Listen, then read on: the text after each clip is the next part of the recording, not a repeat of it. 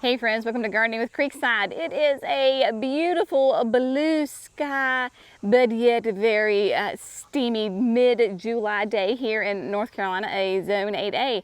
I'm biting the bullet. I haven't been in the garden for a couple of days. We were in Ohio at Cultivate, the country's largest horticultural show. Had so much fun, but I have not been in my garden for a couple of days, and I am just missing it, ready to get back into it. And so even though it's almost 11 o'clock, I've been outside all day, but what we're going to do today, prune roses. I'll get to it. I'm just so excited to be back here in the garden. I get a little excited. We're going to prune roses. It is mid-July. I have already had 2 flushes of flowers on my David Austin roses, and we need to prune them. We're going to get another gorgeous fall flush of blooms, but yes, I need to give them a prune. So I'm going to kind of give you an idea of what we're going to do.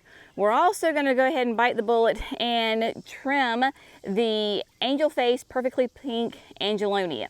So the garden is, part of the garden is just looking a little mess. Have you ever done this where you're in the garden and you kind of focus on one area a lot, and then you kind of forget about the rest of the garden, and then you go back to the rest of the garden and you're like, oh my, you're being neglected and you need some attention. That's what's happened here. I've been spending a lot of time in the cottage garden, the chicken coop garden, not a lot of time here. We need some attention back here, so that is what we're going to do. When you have those overwhelming projects and your garden just feels like maybe it's kind of getting away from you, pick little pieces to do. That is what we're going to do today. So let me just kind of give you a little bit of an overview of where we are. Of course, here we are at the fountain. You see the little lime punches and pufferfish back there just rocking it out. But here we have there's 3 sets of David Austin roses right here. And they just need to be trimmed. This area to me is just looking a little wild and woolly. My Perfectly Pinks, because we've had some storms here in the past couple of days, they're starting to lay down. Yes, they're in gorgeous flower, but they're getting a little too long and they're getting floppy. So I want to take care of that. My roses, as you will see, there might be some very sporadic blooms on it, but for the most part, I've got a lot of the old growth, right? And the old blooms. So you can see here, right? We've got all these old buds that are kind of hanging on. I want to take my clippers and I am going to go ahead and clean these guys up. So we have Rhubarb Doll here. We have Susan Williams Ellis. You can see with her, she is my taller of the roses, but she's very unbalanced, right? So I just want to bring her in. I need to clean her up, and basically her whole entire top right there, they've already been blooming. They're done. So we're going to clean them up, and then we have the Poet's Wife right here. Same thing there. So what we're going to do is just spend some time here and give everybody a little bit of love. Your roses bloom on new growth. That means you can safely prune them and they will bloom again in the same year. We had a gorgeous flush in the springtime of that just heavy, beautiful flowers. And we got, of course, that was early May, that tons of rain. They were full of blooms, and because we got so much rain and they were so full of blooms, they kind of laid down. Came through and just whacked them, sheared them. Beautiful new growth came back. Got a whole nother set of blooms right for the signature experience. They were stunning. They were gorgeous. It's now time again to give them another prune so that this fall I get my 3rd flush of gorgeous flowers. So we're going to do that. Angelonia, we're going to whack those back as well. It was literally a week ago that I was in this garden and I pruned 3 different kinds of Angelonia. And I just want to give you a little update so that you will have confidence in what I am doing and you don't think I'm completely crazy for cutting basically all my flowers off of those guys. This is Angelonia. Angel Face Pink as well. Came through here, y'all, literally pulled them up like ponytails and pruned them. Look how nice and tight and upright, and they are getting ready to be completely covered in flowers yet again. You can prune your annuals, your angelonias, and safely do it and have beautiful flowers. We did the new, this is the new for 2025, the Angel Face White. So you can see that this was a little bit more of a severe cut on these guys because they were very floppy. But again, we're starting to get some new flowers, nice tight growth on these guys, because remember, they were so floppy and they were, you know, because they were full of blooms and then we got storms and they kind of laid down. So these are doing great, as are this is going to be new for next year as well, the Angel Face Wedgwood Pink. So we pulled those up, gave them a nice shearing back, gave them good haircuts, and everybody is doing great. So what are the tools that I am going to use for this? Well, if you can't tell, Jenny's already glistening, and it is hot out here. Brenna she is with me. She's in the shade. She's already been swimming in the creek, and so now she's sitting in the shade. But because it is hot, we're going to do this as quickly and as efficiently as we possibly can. So I am not going to use my Felcos on the roses. I am going to use my electric hedge trimmers. Yes, I am just going to take my hedge trimmers and I am going to prune back those roses, and I'm going to do a nice, pretty severe prune on them. I want to get all that legginess off. I want them nice and strong and tight and upright. So we're going to prune them. Now is a great time to go ahead and fertilize them, right? Because they bloom on new growth. We want to have new flowers. So we want to have new flowers, new growth. So it's a great time to feed them. I use the Espoma Rose Tone, so we're going to do that as well. And then, because we are dealing with roses, my friend, I have my Rose Gauntlet gloves. These are, I think they're goat skin. They are very soft, very supple, and they have the top part protects your sleeves, and so that the roses don't grab onto that. And then this, of course, just protects your fingers. So even though I'm going to be using my electric trimmers, when I go back to clean up all those branches that have fallen down, I'm going to need a little bit of help.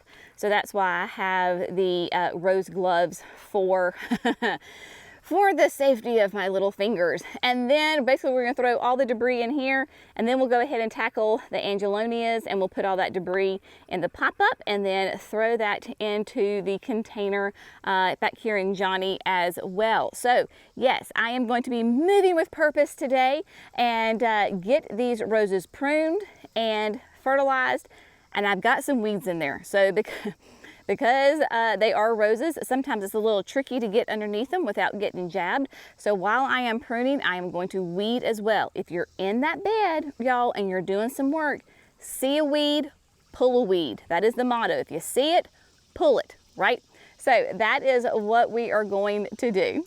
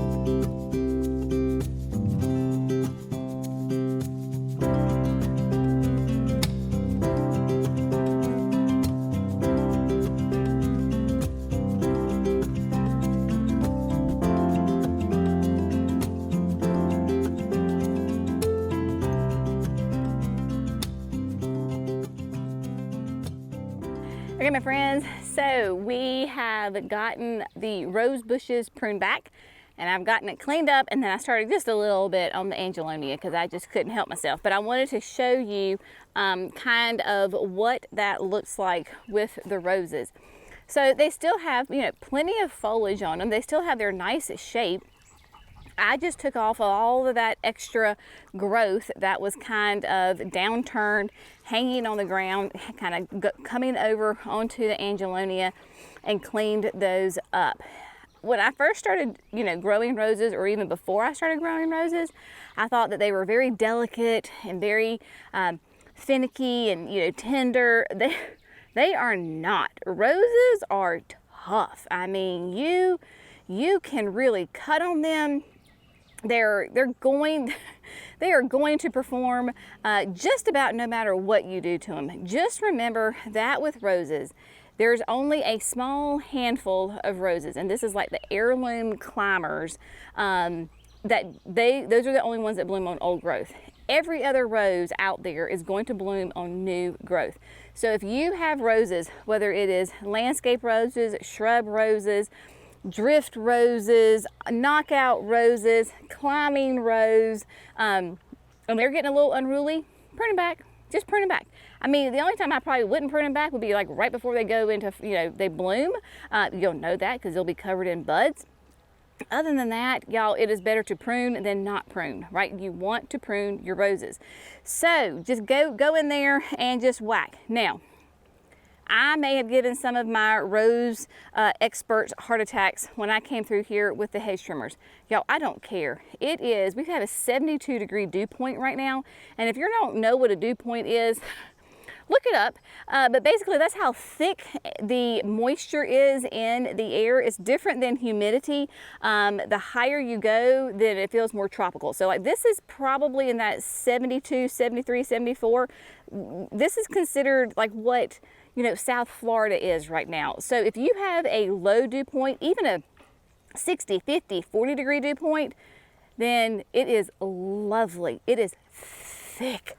And I don't have time. I don't have the patience. I don't have the energy. I don't have the stamina to go through here and prune right above every little leaf node.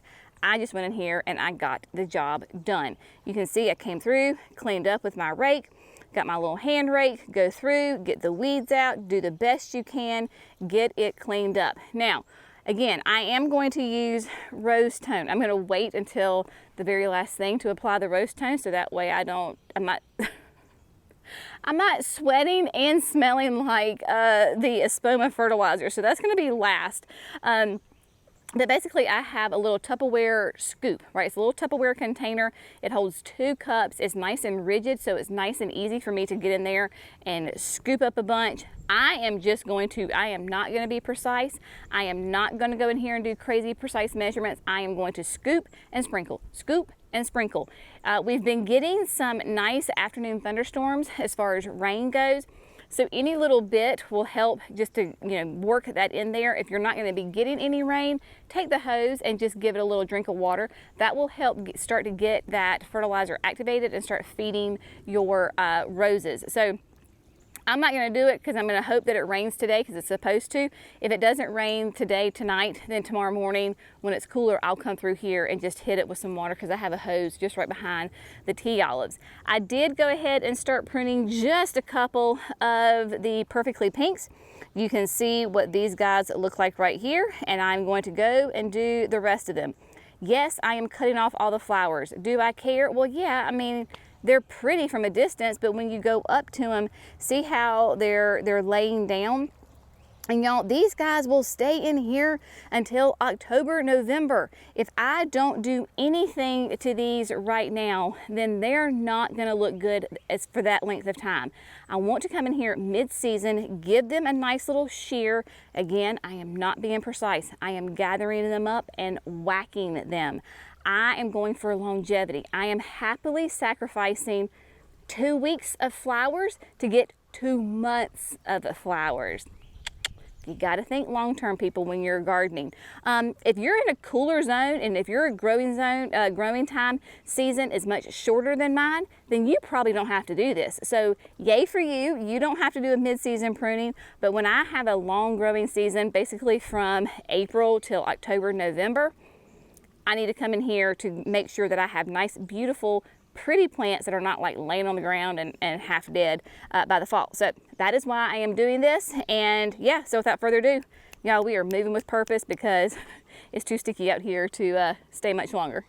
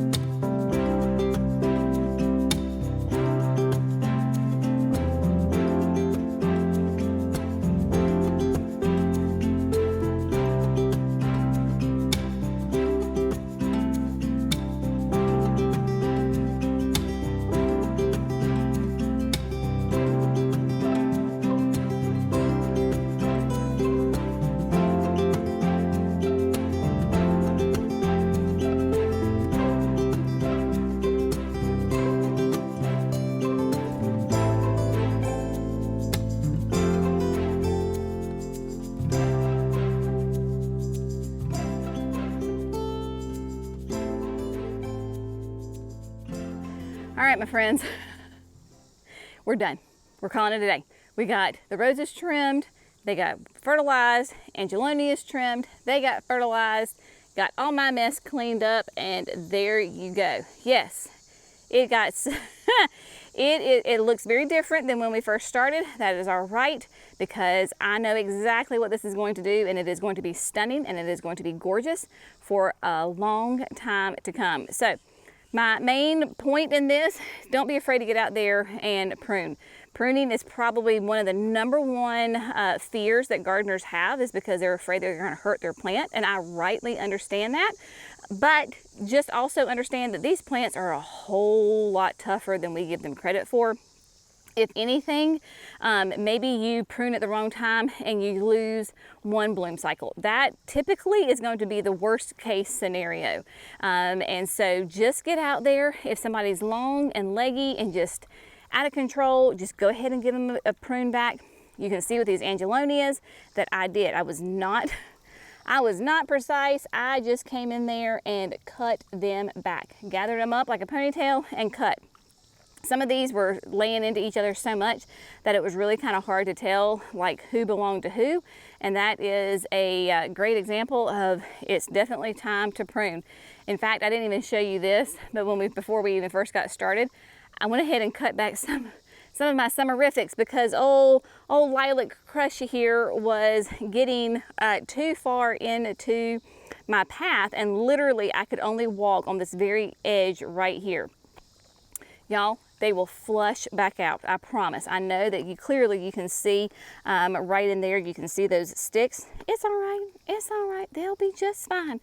So Miss Brenna has the smart idea. She is patiently waiting in Johnny in the shade for Mama to get done, and we are going to go put our equipment up, and then she and I are going to go inside. And yeah, so she's been in the creek. The equivalent to a creek to me would be a nice cold shower. So that is what is up with me next, because y'all, when I say that my shirt is absolutely drenched, it is absolutely drenched. Jerry came around the corner and he was like, and I was like, I'm almost done. I'm almost done. So yeah, get out there and do what you can when you can. Probably noon is not the optimal time to do it. Early in the morning, my people. All right, as always, we hope you found this fun, informative, inspirational. We'll see you in the next video. Bye, friends.